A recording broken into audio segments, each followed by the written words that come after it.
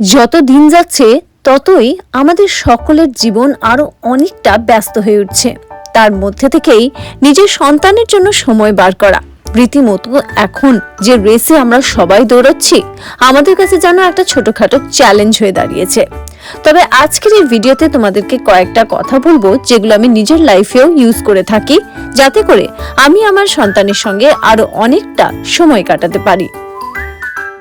সবার আগে বলবো, ইচ্ছে থাকলে কিন্তু সবই সম্ভব। আমি যেটা সব থেকে বেশি করে থাকি সেটা হচ্ছে সময় সুযোগ পেলেই ওর মতো করে ওর ইচ্ছে মতো জায়গায় ওকে নিয়ে যাই, যাতে করে ওর সঙ্গে সময়টাও খুব ভালো কাটে আর আমরাও অনেক বেশি স্ট্রেস থেকে রিলিফ পাই। আর এটা এখন যেন আমাদের কাছে একটা খুব মজার হয়ে গেছে। আর ওর মাধ্যমে আমরা যেন আমাদের ছোটবেলাটাকেও খুব ভালো করে উপভোগ করি।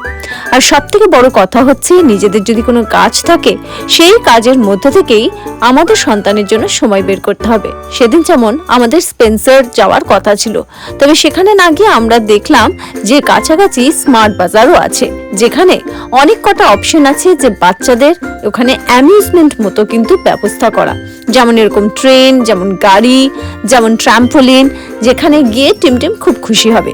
তো আমরা সেই অপশনটাকেই অ্যাকসেপ্ট করলাম যে আজকে আমরা স্মার্ট বাজারে যাব আর সেখানে গিয়ে এই যে রাইডসগুলো আছে সেগুলো চড়তে পারবে।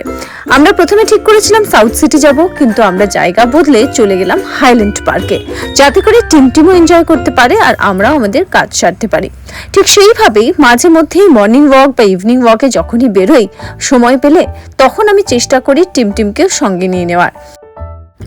আরেকটা হচ্ছে, ধরো ঘরের কোনো দৈনন্দিন কাজ করছো, সেখানে চেষ্টা করো নিজের বাচ্চাকেও সামিল করা, মানে তাকে নিয়ে সেই কাজটা করো, তাকেও কিছু রোল দাও, ভূমিকা দাও, ছোট্ট ছোট দায়িত্ব দাও যেগুলো সে পালন করবে এবং এই কাজটা ও তোমার সঙ্গে উপভোগ করবে আর এর মাধ্যমে তোমার সঙ্গে অনেকটা সময় কাটাতে পারবে। আর দেখবে ওরা এত খুশি হবে যে তোমরা ওর ওপর এত বড় একটা দায়িত্ব দিচ্ছ, আর সেই দায়িত্বটা পালন করার জন্য ওরা কিন্তু ওদের সব এফর্ট লাগিয়ে দেবে।